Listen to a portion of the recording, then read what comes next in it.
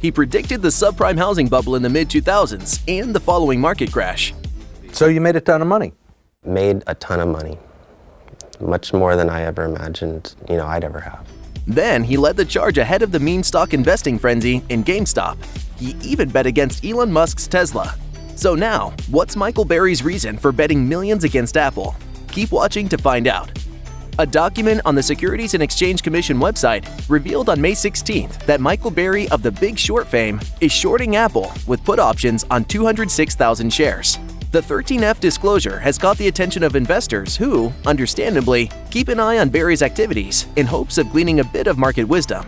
Business Insider reports that through his private investment firm Scion Asset Management, Burry bought stock for Alphabet and Meta Platforms, in addition to a surprising bet against Apple, which was, at one point, the most valuable company in the world. When Burry makes a move on the market, every trader and finance investor pays close attention. This time, once again, Burry is puzzling the financial sector, leaving them wondering what he sees that they don't. In contrast, Full reports that renowned investor Warren Buffett has strengthened his position by buying more Apple shares. As two iconic and highly influential investors who have very different styles go different ways, many are wondering who is making the right move, Burry or Buffett. Stephen Wright, writing for Fool, has an interesting answer. They are both right on the money.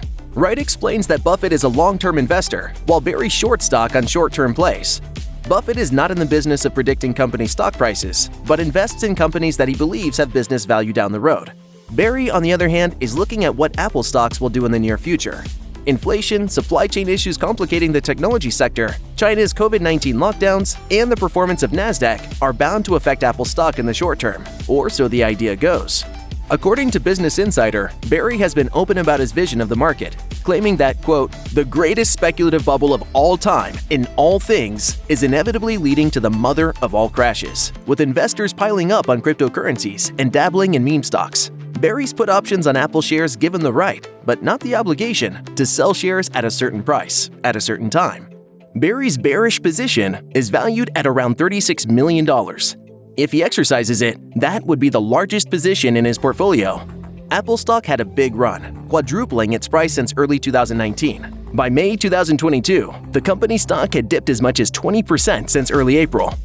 The Cupertino company saw a 16% drop in the stock price in this past quarter alone.